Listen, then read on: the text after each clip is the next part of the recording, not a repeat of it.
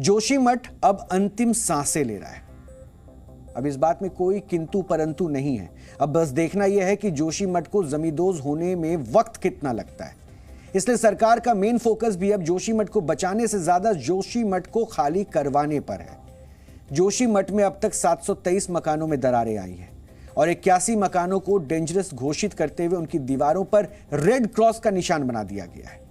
वहां रहने वाले लोगों को अस्थायी जगह पर शिफ्ट भी कर दिया गया। लेकिन जोशीमठ में भूस्खलन की वजह से क्षतिग्रस्त हुए 2 होटलों को तोड़े जाने को लेकर सरकार और सिस्टम बैकफुट पर है, क्योंकि होटल मालिक मुआवजे की मांग को लेकर धरने पर बैठ गए।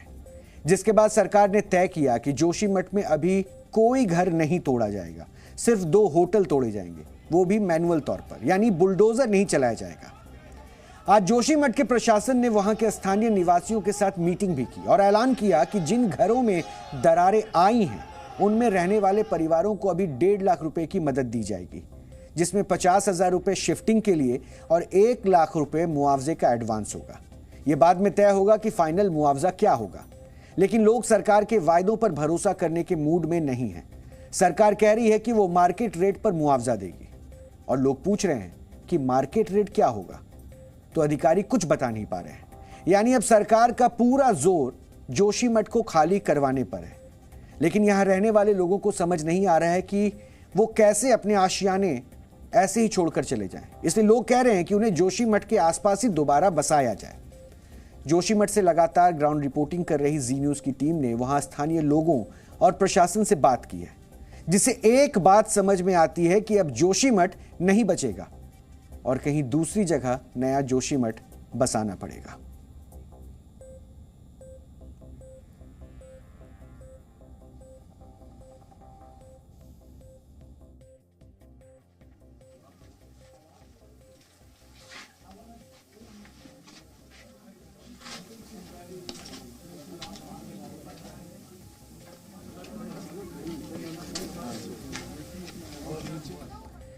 जोशीमठ पर मंडराते संकट पर जी न्यूज संवाददाता विशाल पांडे ने मुख्यमंत्री पुष्कर सिंह धामी से खास बातचीत की, जिसे अब हम आपको सुनवाते हैं। हमारे साथ बातचीत करने के लिए मौजूद हैं उत्तराखंड के मुख्यमंत्री पुष्कर धामी। पुष्कर जी, सरकार का क्या प्लान है, कैसे जोशीमठ को बचाने की योजना बनाई जा रही है, कैसे जोशीमठ बचेगा? नहीं, देखिए, जोशीमठ को बचाने के लिए हम लोग दीर्घकालिक योजना पर काम कर रहे हैं। यहाँ पर सीवरेज का काम है, यहाँ का ड्रेनेज का काम है। उन सभी कामों पर हम लोग अभी जल्दी मतलब जो कि एक दीर्घकालिक काम थे, उन कामों को हमने जल्दी करने के लिए वो निर्णय लिया है। और जो तमाम औपचारिकताएं होती हैं, उन औपचारिकताओं से बच के उससे पहले अभी जो NDMA है और हमारी संस्थाएं हैं जो पर्यावरण के क्षेत्र में, अन्य क्षेत्रों में काम करती हैं, वो सब भी अपने सर्वेक्षण कर रही हैं। उनकी रिपोर्ट आने के बाद यहाँ का एक प्लान बनाएंगे। ये शहर हमारा बहुत पौराणिक शहर है और बहुत महत्व का शहर है, सामरिक रूप से भी बहुत महत्व का शहर है। शंकराचार्य जी का पहला मठ यहाँ पर है, तो ये शहर हमारा बचे। मैं भगवान से प्रार्थना करूँगा ऐसे समय में पूरी सरकार जोशीमठ के लोगों के साथ है। हर तरीके से हम उनके सुख में, यहाँ पर उनके दुख में पूरी तरह से साथ में है। पुष्कर जी, इतनी जांच टीम यहाँ पर आई है, अभी तक प्रारंभिक रिपोर्ट में कुछ पता चल सका कि क्या कारण है, मकान में दरारें क्यों पड़ रही हैं, जमीन क्यों धंस रही है? कोई एक कारण ऐसा पता चल पाया अब तक? अभी उस पर चल रहा है, उसमें अनुसंधान है, उसमें जारी है, चल रहे हैं। और लेकिन अच्छी बात यह है कि पिछले 2-3 दिनों में जो वाटर फ्लो है जो निकल रहा था वो काफ़ी कम हो गया, आधे से भी कम हो गया। ये हमारे लिए एक मैं कहूँ सुकून की खबर है और मैं समझता हूँ भगवान बद्री विशाल की कृपा से आगे सब सामान्य होगा। राहत और पुनर्वास पैकेज का ऐलान कब तक हो जाएगा और पुनर्वास किस आधार पर किया जाएगा? क्या कोई नया जोशीमठ बसाने की भी तैयारी, क्योंकि आपके सचिव मीनाक्षी सुंदरम ने आज बयान दिया है कि हम उस पर भी विचार कर रहे हैं? नहीं, सभी विकल्पों पर विचार कर रहे हैं और यहाँ के लोगों की एक जो कमेटी बनाई है उसमें सभी लोगों को सम्मिलित किया गया है। उन सब के विचार लेकर सभी से बात करके हम लोग उन सभी पर बात करेंगे और जो भी सबसे अच्छा पुनर्वास होगा वो करेंगे। मुआवजा कब तक मिल जाएगा लोगों को, जो आपने ऐलान किया है कि 1.5 लाख रुपए अभी फौरी तौर पर अंतरिम राहत दी जाएगी, और आगे की राशि कब तक मिलेगी लोग? वो बहुत जल्दी देने की हमारी योजना है, बहुत जल्द से जल्द। Thank you so much. तो ये देखिए, पुष्कर धामी का कहना है कि पिछले 2-3 दिनों से वाटर फ्लो कम हुआ है। ये राहत की बात है। इसके अलावा जल्द ही राहत और पुनर्वास पैकेज का ऐलान किया जाएगा। इसके अलावा ये भी कहा गया है कि जो नया जोशीमठ बनाने का प्लान है वो सारे विकल्प खुले हुए हैं। कैमरामैन एस जयदीप के साथ विशाल पांडे, जी मीडिया, जोशीमठ, उत्तराखंड। चाहे किसी को अच्छा लगे या बुरा, लेकिन यह तय मानिए कि अब जोशीमठ नहीं बचेगा। आखिर जोशीमठ को कौन सी बीमारी लगी है कि उसका बचना मुश्किल ही नहीं बल्कि नामुमकिन हो चुका है, वो भी सिर्फ 10 दिनों से भी कम समय में। जब जोशीमठ की जेपी कॉलोनी में अचानक से जमीन के अंदर से पानी बहने लगा था और जब अब जेपी कॉलोनी की हालत यह हो चुकी है कि वहां मकानों की दीवारों से लेकर छत और फर्श सब धंस चुके हैं, घर खंडर बन चुका है। वो तस्वीरें भी हमने आपको दिखाई और अब तो लगभग पूरी कॉलोनी भी खाली हो चुकी है। जी न्यूज की टीम ने जेपी कॉलोनी का दौरा किया है, जहां पानी की अज्ञात धारा निकल रही है, जिसका स्रोत अभी तक विशेषज्ञ भी नहीं जान पाए। अब हम आपको जोशीमठ की जेपी कॉलोनी की ग्राउंड रिपोर्ट दिखाएंगे, जिसमें जेपी कॉलोनी में आई आपदा को आप पहली बार टीवी पर देखेंगे तो अंदाजा लगेगा कि जोशीमठ क्यों नहीं बचेगा। जी न्यूज की टीम इस वक्त जोशीमठ में ग्राउंड जीरो पर मौजूद है और जोशीमठ में संकट कितना बड़ा आया है ये तस्वीरें इसकी गवाही दे रही हैं। ये जेपी कॉलोनी का हिस्सा है, वो जेपी कॉलोनी जिसके नीचे से पानी की धारा कहां से निकल कर आ रही है ये अब तक किसी को पता नहीं चल पाया है। और इसी वजह से क्या इसकी बिल्डिंग्स पर दरार पड़ी है। एक तस्वीर मैं आपको दिखाता हूं, ये देखिए, पूरी दीवार ये कब गिर जाए किसी को नहीं पता है। दरार बहुत ज्यादा बढ़ गई है और ऊपर आपको जॉइंट दिखाता हूं, दोनों जॉइंट एक दूसरे से छूट गए हैं और दरार बहुत ज्यादा। छत में जो इन्होंने काम कराया था वो भी पूरा दरार की वजह से टूट चुका है। एक तस्वीर मैंने आपको ये दिखाई, अब मैं आगे बढ़ता हूं, दूसरी तस्वीर दिखाता हूं। यहां पर भी आप देखिए पूरी दरार इस दीवार में भी है। नीचे अब मैं फर्श की तस्वीरें दिखाता हूं, आप देखेंगे यहां पर मेरे साथ में इस पूरे फर्श में भी दरार पड़ चुकी है और ये दरार सीधे एक रेखा में आगे बढ़ रही है। पूरी दरार की तस्वीरें आप देख रहे हैं। अब आप देखिए दीवार को बीच में आधे में से इसने तोड़ दिया है। ये पूरी दीवार है और आधे में दरार आ चुकी है। तस्वीरें बहुत चिंताजनक हैं, डराने वाली हैं। और यहाँ की बिजली काट दी गई है। जेपी कॉलोनी का स्टोर रूम है जिसमें ये दरार आई हुई है। इधर भी पूरी दीवार पर दरार है, कब ये टूट के गिर जाए इसका भी कोई भरोसा नहीं है। तस्वीरें यह बताने के लिए काफ़ी हैं कि जोशीमठ के हालात कितने बिगड़ चुके हैं और ये दरार रोज बढ़ती ही जा रही है। इस तरफ लेकर चलता हूं आपको, देखिए तस्वीरों में इधर भी ये छोटी मोटी दरार नहीं है कि इसको आप इग्नोर कर दीजिए, ये अलार्म है एक तरह से। ये जो तस्वीरें हैं ये बताने के लिए काफ़ी हैं कि किस कदर यहाँ पर संकट आ चुका है और लोग परेशान हैं। पूरी इस बिल्डिंग को खाली करा लिया गया है, अब इसमें कोई नहीं रह रहा है। लेकिन तस्वीरें देखिए, इससे अंदाजा लगाइए कि जोशीमठ का यह संकट कितना बढ़ता जा रहा है। राहत पैकेज का ऐलान जल्द होगा। जो प्रभावित परिवार हैं उन्हें 1.5 लाख रुपए देने का अंतरिम तौर पर आदेश सरकार की तरफ से कर दिया गया है। लेकिन क्या पैसे, मुआवजे, इन सब चीज़ों से जोशीमठ को बचाया जा सकता है? यहाँ पर धसाव कितना ज्यादा हुआ है, दरार कितना ज्यादा आ चुका है, ये तस्वीरें बताने के लिए काफी हैं। ये पूरी फर्श यहाँ पर नीचे दब गई है, इसका एक हिस्सा है और इसके नीचे से ही वो पानी की धारा निकल रही है जिसको लेकर पूरा जोशीमठ चिंतित है। वैज्ञानिक एक्सपर्ट टीम अब तक जान नहीं पाई है कि पानी की धारा कहां से आ रही है। लेकिन यहाँ पर आप देखिए कैसे फर्श धसती जा रही है, जमीनें यहाँ पर फटती जा रही हैं, दीवार में दरार है। बहुत चिंताजनक तस्वीरें हैं और पूरी की पूरी फर्श ये नीचे आ चुकी है। इसके आगे जाना हमारे लिए भी सुरक्षित नहीं होगा कि कहीं ये और नीचे ना चली जाए। लेकिन जमीन का धसाव, दीवारों में दरार, जोशीमठ की यही अब तस्वीर बन चुकी है। जेपी कॉलोनी का ऑडिटोरियम हॉल है जहां पर इसकी पूरी खिड़कियां दरक चुकी हैं, दीवारें नीचे आ चुकी हैं, फर्श का यह हिस्सा नीचे जा चुका है। इसके आगे हम भी नहीं जाएंगे। लेकिन आप देखिए इस पूरी दीवार पर खिड़कियां कब ये नीचे गिर जाएं, दीवारें टूट गई हैं, टाइल्स टूट चुकी हैं और ये सब कुछ यहां पर दरार होने की वजह से हो रहा है। दरारें लगातार बढ़ती जा रही है। जोशीमठ में जेपी कॉलोनी के बैडमिंटन कोर्ट में हूं और जोशीमठ पर यह कितना बड़ा संकट आया है उसके लिए ये तस्वीरें गवाही दे रही हैं। ये पूरा बैडमिंटन कोर्ट बैठ चुका है, इसका फर्श धंस चुका है और इसके साथ ही आप देखिए कितने बड़े बड़े गड्ढे यहां पर हो चुके हैं। ये तस्वीरें बता रही हैं कि जोशीमठ पर किस तरह की यह आपदा आई हुई है।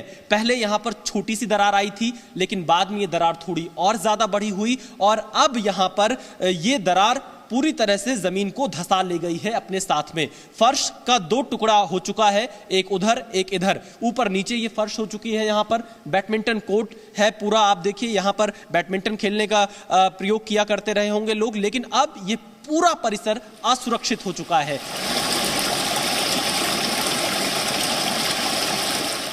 जेपी कॉलोनी में पानी की इसी धारा ने पूरे जोशीमठ की चिंता बढ़ा रखी है। आखिरकार ये पानी का स्रोत क्या है, ये अब तक किसी को पता नहीं चल पाया है।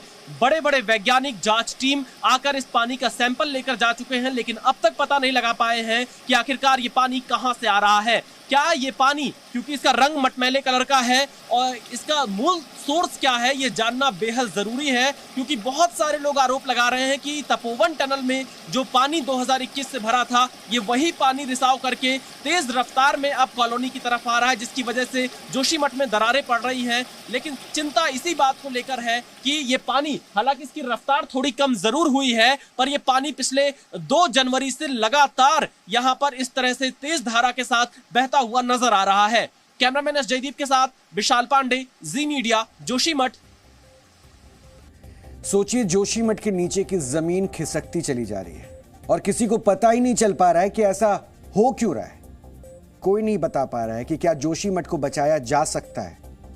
हैरानी तो इस बात की भी है कि जोशीमठ में वैज्ञानिकों और एक्सपर्ट्स की टीमें जोशीमठ में पहाड़ से निकलते पानी का स्रोत तक भी पता नहीं लगा पाई है। लेकिन जोशीमठ के लोगों को पता है कि यह क्यों हो रहा है।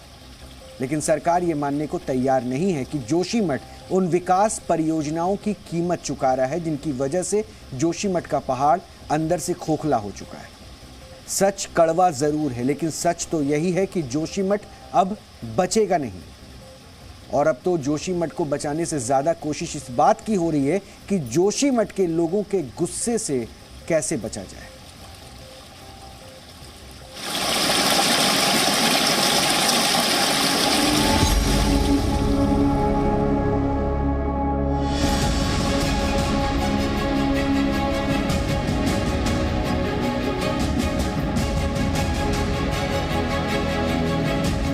हर गुजरते दिन के साथ दरारें बढ़ती जा रही हैं और हर बढ़ती दरार के साथ दिलों की धड़कनें भी बढ़ती जा रही हैं। वक्त इस पानी की तरह तेजी से बहता चला जा रहा है। सरकार मान चुकी है कि अब बस जोशीमठ को कैसे भी करके खाली करवाना है। राहत एवं पुनर्वास की बात है, मुआवजे की बात है, उसके लिए यहाँ पर कमेटी बना दी है। जल्दी वो सब सारे नाम उसमें सम्मिलित कर लिए हैं। जो लोग जिस वर्ग से आते हैं, सभी प्रमुख वर्गों के लोगों को, प्रमुख जो भी प्रतिनिधि हैं, उन सभी को उसमें सम्मिलित करके जो है आगे की कार्रवाई की जाएगी कि राहत और पुनर्वास ठीक तरीके से हो। ये हमारी प्राथमिकता है। और अभी अंतरिम राहत की घोषणा की है और जल्दी से जल्दी हम चाहेंगे कि सभी तक अंतरिम राहत पहुंच जाए। ये अंतिम राहत नहीं है, ये केवल अभी तात्कालिक रूप से है कि जिससे लोगों को फौरी रूप से मदद मिल पाए।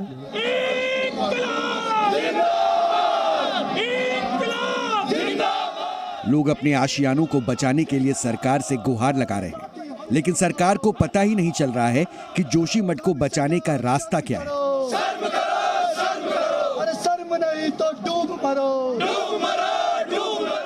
इस आपदा में कुछ नेता बधाई के पात्र हैं जो राजनीति करने के अवसर खोज पा रहे हैं।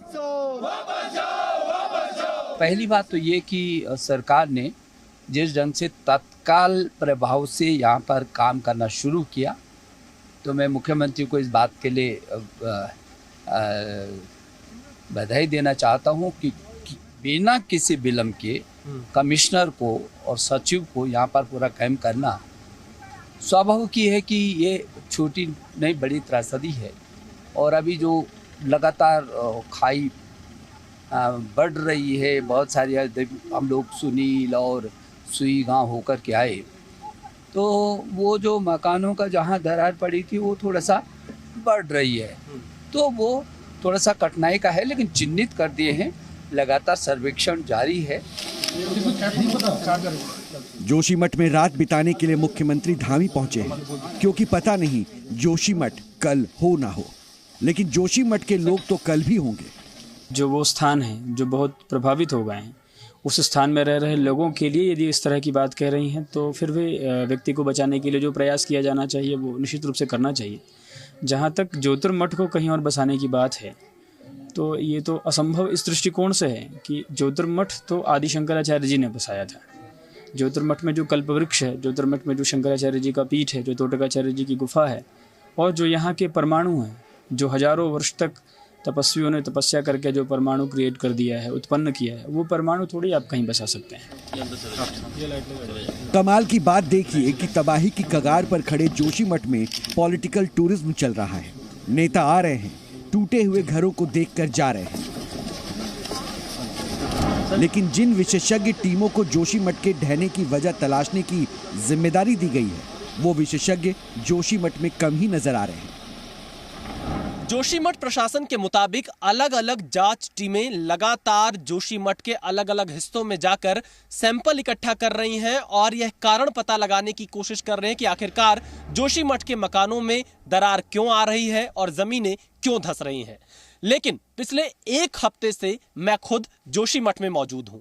मैंने आखिरी बार इन जांच टीमों को, इन एक्सपर्ट टीमों को 6 और 7 जनवरी को जांच करते हुए देखा था, लेकिन 7 जनवरी के बाद आज 11 जनवरी तक मैं कहीं भी इन टीमों से नहीं टकराया।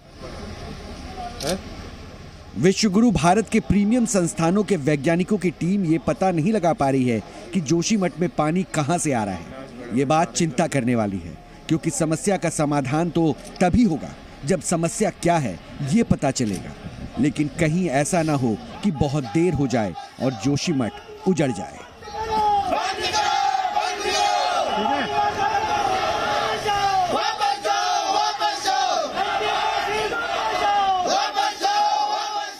घर सजाने का तस्वुर तो बहुत बात का है, पहले ये तय हो जाए कि इस घर को बचाएं कैसे।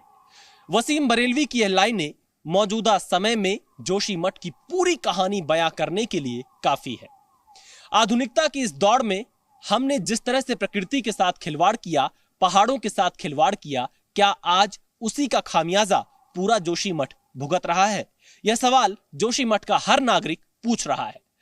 दरअसल अब जोशीमठ के ये घर कब खाली हो जाएं किसी को नहीं पता, कब लोगों के घर में दरार आ जाए किसी को नहीं पता। और इन सब के बीच अब उत्तराखंड की सरकार और यहां के अधिकारी नया जोशीमठ बसाने का भी प्लान कर रहे हैं। लेकिन बड़ा सवाल यह है कि जोशीमठ की जो परंपरा रही है, जो प्राचीनता रही है, शंकराचार्य का मठ है, बद्रीनाथ का प्रवेश द्वार है, यहां की जमीन के साथ लोगों की आस्था और श्रद्धा जुड़ी है, उसको कैसे शिफ्ट करेंगे। लेकिन देखना यही होगा कि क्या धीरे धीरे जोशीमठ के अधिकतर मकान दरार की जद में आ जाएंगे। कैमरामैन एस जयदीप के साथ विशाल पांडे, जी मीडिया, जोशीमठ, उत्तराखंड। जी न्यूज की टीम लगातार जोशीमठ से ग्राउंड रिपोर्टिंग कर रही है और ढहते हुए जोशीमठ को महसूस कर रही है। हमें बड़े दुख के साथ कहना पड़ रहा है कि धीरे धीरे करके जोशीमठ को खाली करना ही होगा, क्योंकि इसके अलावा कोई और विकल्प नहीं है। जोशीमठ इस बात का प्रत्यक्ष प्रमाण बन चुका है कि प्रकृति के साथ खिलवाड़ का खामियाजा कितना भारी हो सकता है। और प्रकृति जब बदला लेती है तो फिर उसे संभालना किसी सरकार या सिस्टम के हाथ में नहीं रह जाता है। उत्तराखंड सरकार को यह बात समझ में आ चुकी है, इसलिए वो कैसे भी करके जोशीमठ को खाली करवाना चाहती है। जोशीमठ की तस्वीर आपने देख ली, वहां की जमीनें अब दरक रही है।